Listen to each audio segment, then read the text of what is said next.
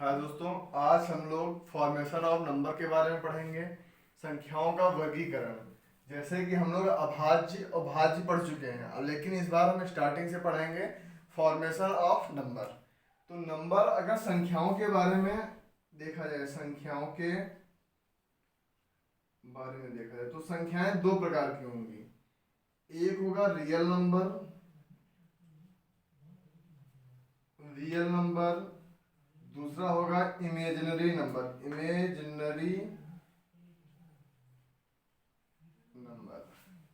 Real number वास्तविक संख्याएं।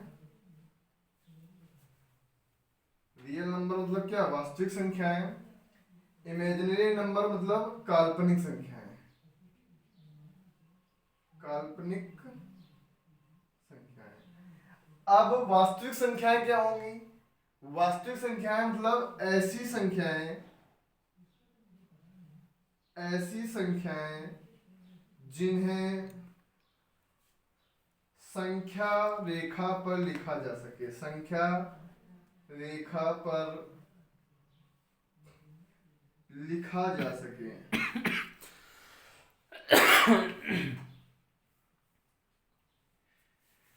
वास्तविक संख्या कौन सी है? ऐसी संख्याएं जिन्हें संख्या रेखा पर लिखा जा सके, वो संख्या क्या कहलाएंगी? वास्तविक संख्याएं। और संख्या रेखा क्या होगी? संख्या रेखा जैसे कोई भी माइनस इनफाइनाइट से लेके प्लस इनफाइनाइट तक जितने भी नंबर हैं, वो सारे के सारे कहाँ लिखे जा सकेंगे? संख्या रेखा पर। तो माइनस इनफाइनाइट से प्लस इनफाइनाइट तक जितने भी नंबर्स होंगे, सारे सारे संख्या रेखा पर लिखे जा सकते हैं। तो इन बीच में जो भी नंबर्स आएंगे और इन पे इनको लिखा जाएगा, उसको क्या कहेंगे? संख्या रेखा। तो वास्तविक संख्याएं होंगी ऐसी संख्याएं जिन्हें संख्या रेखा पर लिखा जा सके, क्या कहलाएंगी? वास्तविक संख्या। एग्जाम्पल में -1, -2, -3, -3/4, -2/3, -6/5, ऐसे ही 2, 3, 4, ऐसे कहाँ तक? इनफाइनाइट तक नंबर्स होंगे, इनफाइनाइट नंबर होंगे। अब बात करते हैं काल्पनिक संख्याओं के। मतलब काल्पनिक संख्याएं क्या होंगी? ऐसी संख्याएं जिनकी कल्पना ही नहीं की जा सके। इमेजिनरी नंबर मतलब कुछ भी सोच लिया। तो इसकी जो डिफिनेशन होगी, ऐसी संख्याएं जिन्हें संख्या रेखा पर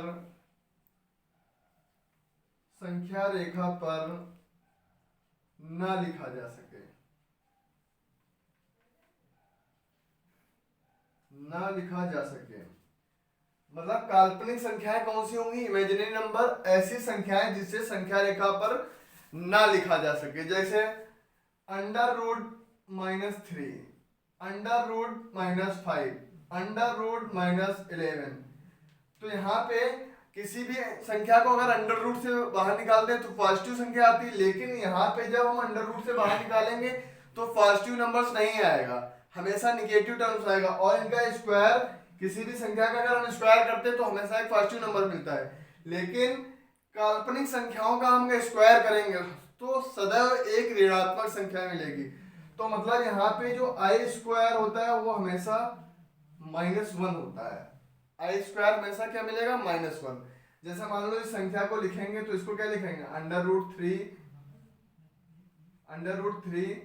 इंटू √-1। तो √3 तो अलग हो जाएगा, √-1 अलग रहेगा। तो यहाँ पे इमेजिनरी नंबर होंगे जिनका स्क्वायर हमेशा क्या हो? निगेटिव नंबर्स हो, वो संख्या क्या कहलाएंगी? काल्पनिक संख्या। और ऐसी संख्याएं जिन्हें संख्या रेखा पर न लिखा जा सके। ठीक है, अब इसके बाद देखते हैं कॉम्प्लेक्स नंबर। हम लोग बात करते हैं कॉम्प्लेक्स नंबर के बारे में कि कॉम्प्लेक्स नंबर क्या होता है। सम्मिश्र संख्या, कॉम्प्लेक्स नंबर को बोलते हैं सम्मिश्र संख्या।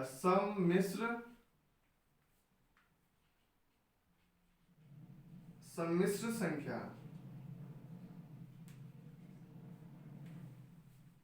इसको क्या बोलेंगे? सम्मिश्र संख्या बोलेंगे, मतलब कॉम्प्लेक्स नंबर। हिंदी का कुछ गड़बड़ हो तो अपना देख लेना, सही लिखा है गलत लिखा है। तो कॉम्प्लेक्स नंबर वो नंबर होंगे, वे संख्याएं जिनमें रियल और इमेजिनरी पार्ट दोनों हों, इमेजिनरी दोनों पार्ट उपस्थित हों। ऐसी संख्याएं जिसमें रियल और इमेजिनरी दोनों पार्ट स्थित हो तो क्या कहलाएंगी? सम्मिश्र संख्या, मतलब कॉम्प्लेक्स नंबर। जैसे a प्लस का i, a प्लस का i, a क्या है? रियल है और i क्या है? इमेजिनरी। जैसे एग्जांपल ले लेते हैं हम 4 प्लस का अंडर रूट माइनस 3, ये क्या है? रियल नंबर है। अंडर रूट माइनस 3 क्या है? काल्पनिक संख्या है। तो दोनों का अगर पार्ट मौजूद है, रियल वास्तविक और काल्पनिक दोनों का पार्ट मौजूद होगा तो क्या नंबर बन जाएगा? वो सम्मिश्र बन जाएगा, कॉम्प्लेक्स नंबर। तो सम्मिश्र संख्या हमें पता चल गई। इसके बाद हम लोग अब रियल नंबर फिर से पढ़ते हैं। रियल नंबर, अब वास्तविक संख्याओं के बारे में फिर से पढ़ सकते हैं। Real number, real number, real number दो प्रकार के होंगे। एक जो होगा वो इंटीजर्स होगा, इंटीजर्स, इंटीजर्स मतलब पूर्णांक। और दूसरा जो होगा डेसिमल। डेसिमल को ही भिन्न रूप या दशमलव रूप कुछ भी मान लो। डेसिमल मतलब दशमलव। तो रियल नंबर कितने प्रकार के होंगे? दो प्रकार के होंगे। एक क्या होगा? इंटीजर्स। डेसिमल मतलब दशमलव। इंटीजर मतलब क्या होता है? पूर्ण अंक, मतलब पूर्ण अंक। पूर्णांक का मतलब क्या होगा? पूर्ण प्लस अंक। तो यहाँ पे जितने भी पूर्ण अंक होंगे वो क्या कहलाएंगे? इंटीजर्स। जैसे -3, -4, -5, 1, 2, 3, 4, 5, 6, मतलब जितने भी पूर्ण अंक होंगे, क्योंकि इंटीजर्स का अगर पूर्णांक का संधि विच्छेद करें तो क्या आता है? पूर्ण अंक।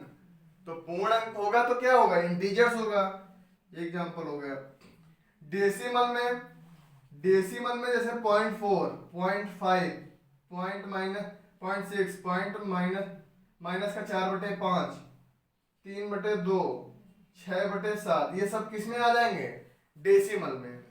तो इंटीजर्स वो होंगे जिसमें पूर्ण अंक होंगे और डेसिमल होंगे जिसमें दशमलव या भिन्न रूप होंगे। तो ठीक है, अब इसके बारे में बाद में हम फिर से स्टार्ट करते हैं डेसिमल को। तो डेसिमल को पढ़ते हैं, फिर उसके बाद हम लोग इंटीजर्स को पढ़ेंगे। तो सबसे पहले डेसिमल को देखते हैं। Decimal,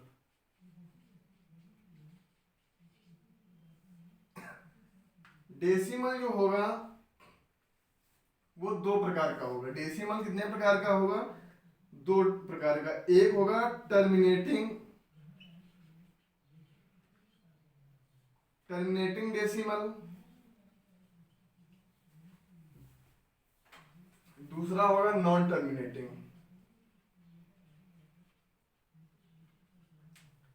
non terminating decimal.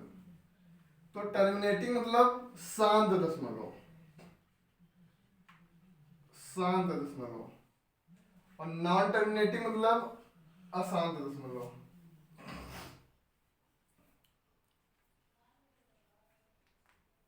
ठीक है, तो टर्मिनेटिंग का एग्जांपल जैसे लेते हैं 0.4, 0.5, मतलब दशमलव के बाद एक या दो अंक रिपीट करके तुरंत खत्म। दशमलव के बाद एक या दो अंक आए, उसके बाद कोई भी चीज ना आए। जैसे 0.4, 0.5, 0.6, 0.7, 0.25, 0.5, ऐसे नहीं, 0.5 हो गया, 0.35, इस टाइप से जितने भी नंबर्स होंगे ये क्या कहलाएंगे? टर्मिनेटिंग डेसिमल, मतलब शांत दशमलव। और इनकी खास बात क्या होती? इन्हें p/q मतलब अंश बटे हर के रूप में लिखा जा सकता है।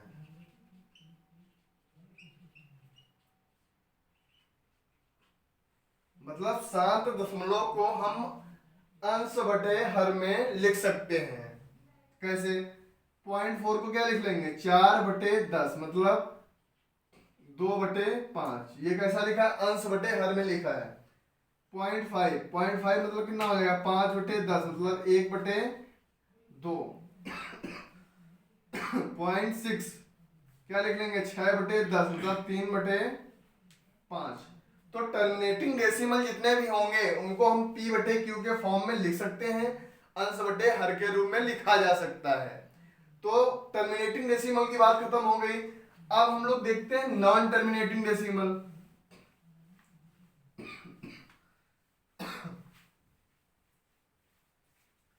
अब इसको हम देखते हैं नॉन टर्मिनेटिंग डेसिमल को। नॉन टर्मिनेटिंग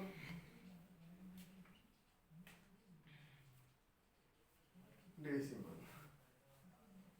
तो इसमें दो पार्ट होंगे। एक होगा नॉन टर्मिनेटिंग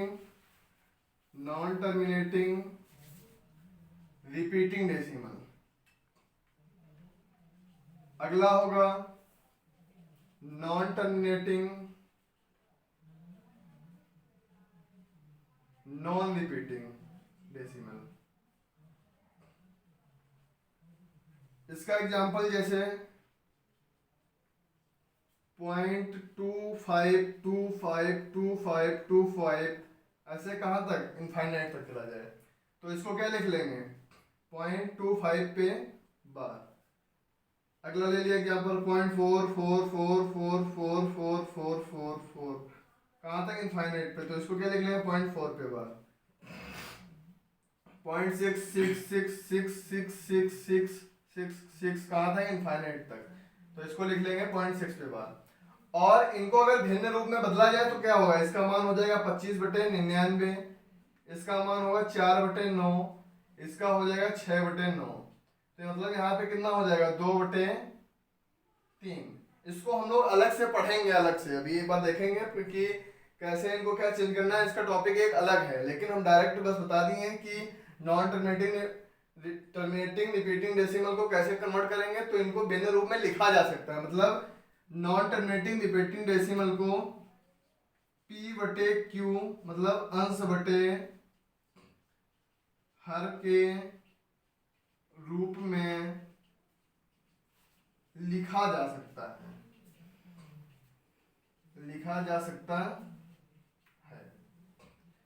तो इन्हें p/q के फॉर्म में लिखा जा सकेगा। ठीक है। अब बात आती है non terminating non repeating decimal की। तो ये क्या होते हैं? तो इनका एग्जांपल जैसे ये तो दशमलव के बाद एक फिक्स पैटर्न फॉलो कर रहे थे। नॉन टर्मिनेटिंग रिपीटिंग डेसिमल दशमलव के बाद एक या दो अंक के बाद वही अंक बार बार रिपीट हो रहा था। देखो जिसमें 2525 मतलब दो अंक बार बार रिपीट कर रहा था, इसमें एक ही अंक बार बार रिपीट कर रहा है, इसमें भी एक ही अंक बार बार रिपीट कर रहा है। तो इन्हें हम अंश बटे हर के रूप में लिख सकते हैं। लेकिन नॉन टर्मिनेटिंग में क्या होता है? इसमें कोई फिक्स पैटर्न दशमलव के बाद फॉलो नहीं करता है। मतलब जैसे लिखा 0.432653216453 ऐसे कहाँ तक? इनफाइनाइट तक चला जाएगा। मतलब कोई एक फिक्स पैटर्न फॉलो नहीं करेगा। ऐसे ही अगला मान लो एग्जांपल ले लिया हमने 0.523567890223 ऐसे ही इनफाइनाइट तक। तो इसमें जब कोई फिक्स पैटर्न फॉलो नहीं कर रहा है तो इन्हें हम अंश बटे हर के रूप में लिख भी नहीं सकते हैं। तो इनको अंश बटे हर मतलब p/q के रूप में नहीं लिखा जा सकता है। अब जब इन्हें p/q के फॉर्म में नहीं लिखा जा सकेगा तो यहीं से अपरिमेय संख्याओं का जन्म हो गया। इस non terminating non repeating decimal वाली जितनी भी संख्याएं हो जाएंगी ये सारी की सारी अपरिमेय हो जाएंगी। अब जब अंश बटे हर के रूप में लिखा नहीं जा सकेगा तो नॉन टर्मिनेटिंग रिपीटिंग डेसिमल को अपरिमेय में रख दिया गया और टर्मिनेटिंग डेसिमल अभी हमने जो पढ़ा था उसको decimal plus non terminating repeating decimal इनको हम p बटे q के फॉर्म में लिख सकते हैं अंश बटे हर के रूप में। तो इनको जो रखा गया, इनको परिमेय में रख दिया गया, परिमेय संख्याओं में। तो यहीं से परिमेय और अपरिमेय संख्याओं का जन्म हो गया। तो जिन्हें p बटे q अंश बटे हर के रूप में लिखा जा सकेगा वो संख्या क्या कहलाएंगी, परिमेय संख्या। और जिन्हें p बटे q अंश बटे हर के रूप में नहीं लिखा जा सकेगा वो सारी की सारी क्या होंगे, अपरिमेय। तो परिमेय तथा अपरिमेय संख्याएं कैसे बनी, ये आज हमें जाके क्लियर हो गया कि परिमेय तथा अपरिमेय संख्याएं कैसे बनी है। तो ठीक है,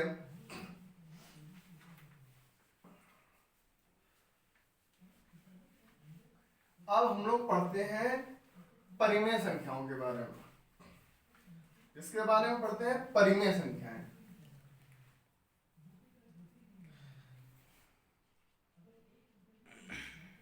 परिमेय संख्याएं, परिमेय संख्याएं ऐसी संख्याएं, परिमेय संख्या मतलब रेशनल नंबर,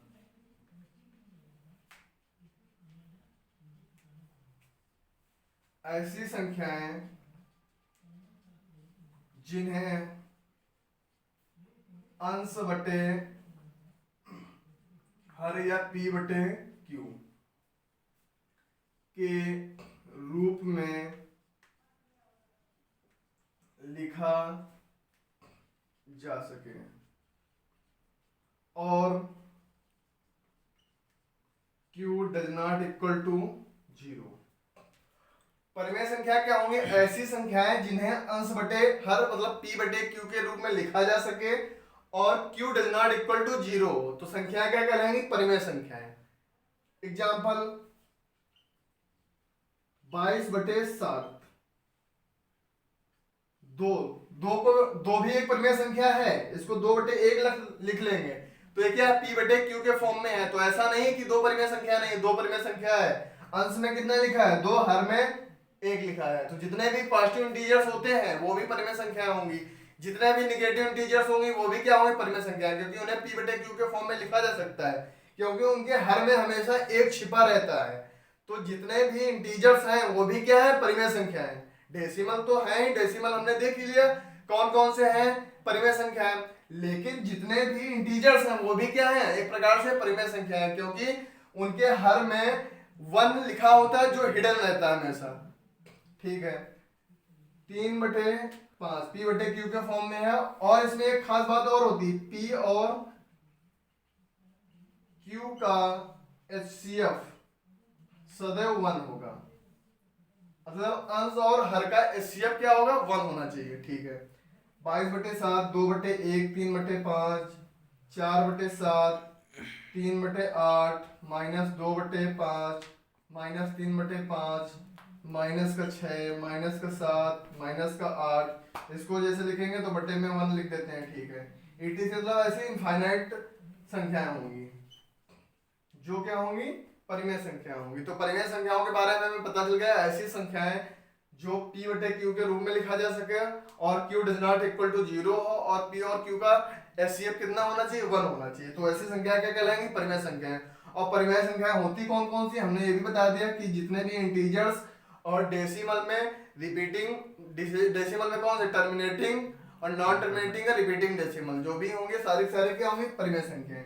अब हम लोग पढ़ते हैं अपरिमेय संख्याओं के बारे में कि अपरिमेय संख्याएं क्या होंगी। इरेशनल नंबर अपरिमेय, अपरिमेय मतलब इरेशनल,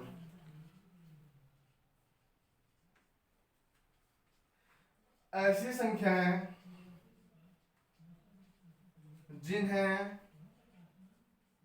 अंश बटे हर मतलब p बटे q के रूप में ना लिखा जा सके,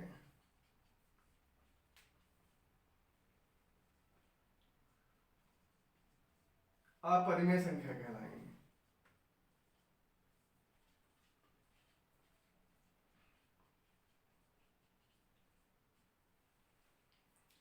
ऐसी संख्याएं जिन्हें अंश बटे हर के रूप में ना लिखा जा सके क्या कहलाएंगे? अपरिमेय संख्या। और परिमेय संख्या कैसे बनी थी अभी हमने बताया भी था। और इस टाइप की संख्याएं, इस प्रकार की संख्याएं सदैव एक प्राइम नंबर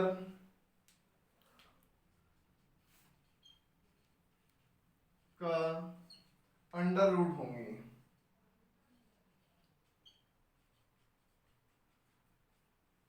ठीक है, जैसे एग्जांपल में √2, √3, √5, √7, √11,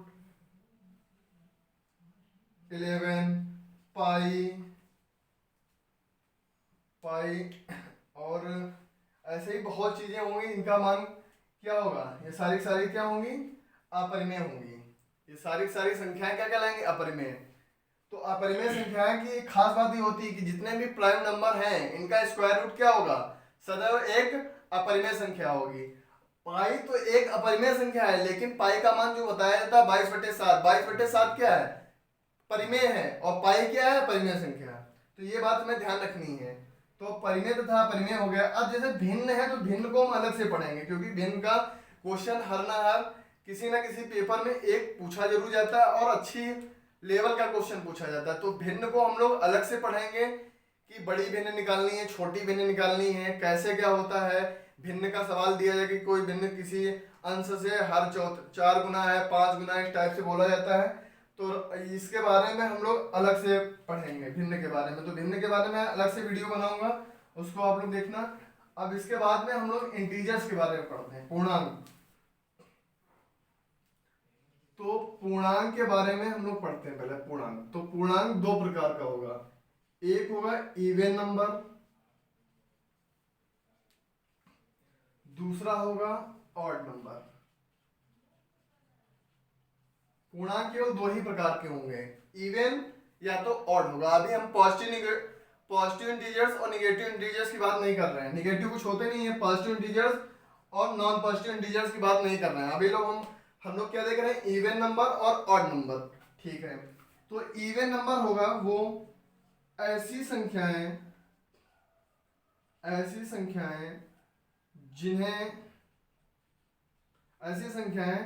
जो 2n के रूप में हो। ऐसी संख्याएं जो 2n के रूप में हो क्या कहलाएंगी? Even numbers. या ऐसी संख्याएं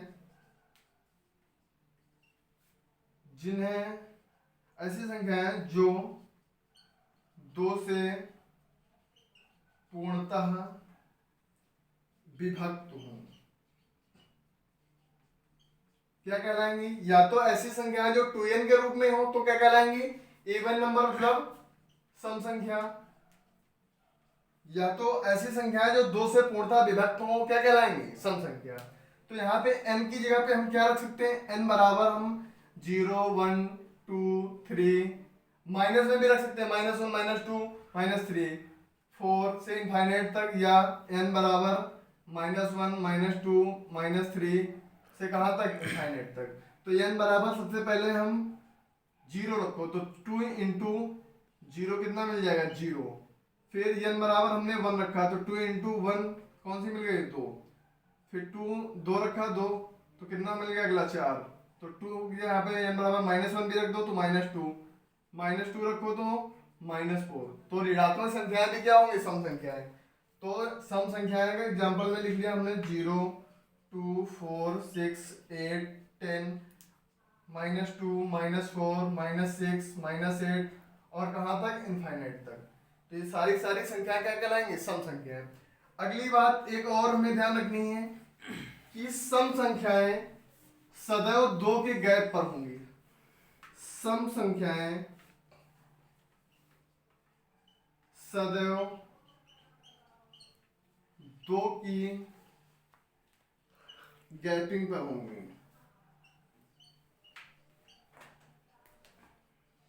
जैसे हमें क्रमिक सम संख्या ज्ञात करनी, कॉन्जुगेटिव इवन नंबर। जैसे 2 है तो अगली संख्या हमें निकालनी, तो 2 जोड़ दिया 4, अगली संख्या 2 जोड़ दिया 6, फिर अगली सम संख्या ज्ञात करनी है 2 जोड़ दिया 8, फिर अगली सम संख्या ज्ञात करनी है तो 10। तो सम संख्याएं हमेशा किसकी गैपिंग पे होंगी? 2 की गैपिंग पे होंगी। तो सम संख्याओं के बीच में गैपिंग कितने की होती है? 2 की। ठीक है, अब तो ये सम संख्याओं के बारे में हो गया। अब विषम संख्याएं क्या होती हैं? विषम संख्या ऑड नंबर्स।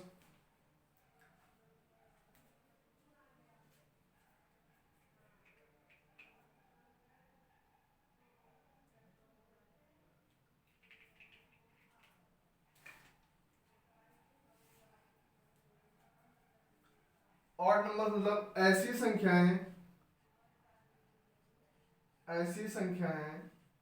जो 2n+1 के रूप में हो,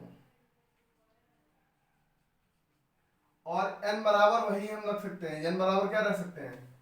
n बराबर 0 1 2 3 से इनफाइनाइट तक, और n बराबर क्या रख सकते हैं? -1 -2 -3 और कहाँ तक? -इनफाइनाइट तक।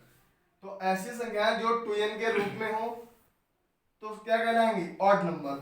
तो यहाँ पे सबसे पहले n बराबर हमने 0 रखा, तो 2 इंटू 0 + 1, तो ये तो 0 हो जाएगा, +1 करेंगे तो कौन सी संख्या मिल जाएगी? 1।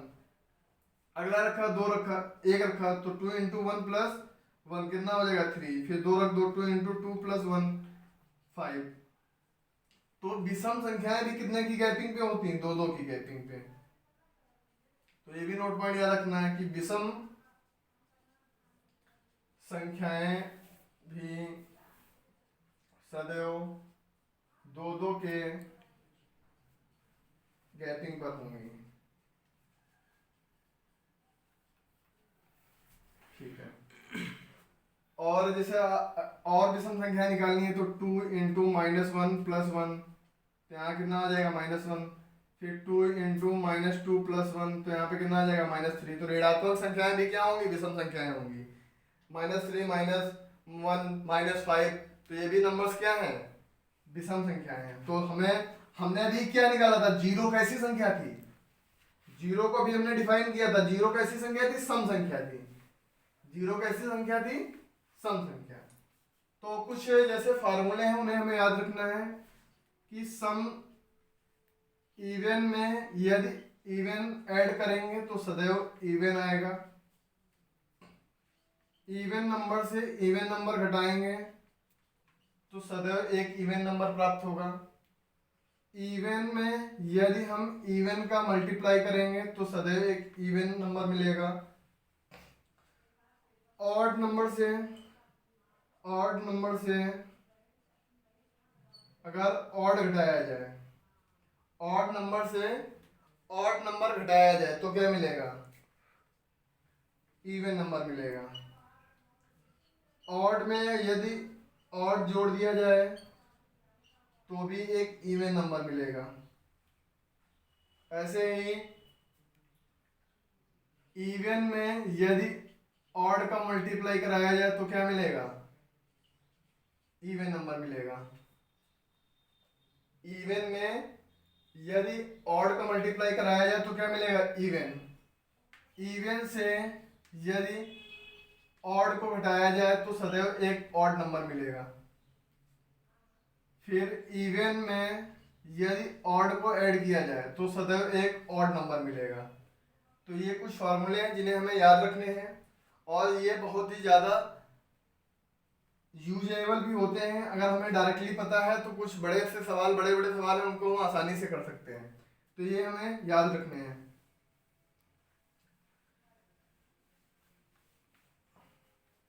अब इंटीजर्स को हम लोग एक बार और लिखेंगे, पूर्णांक को। इंटीजर्स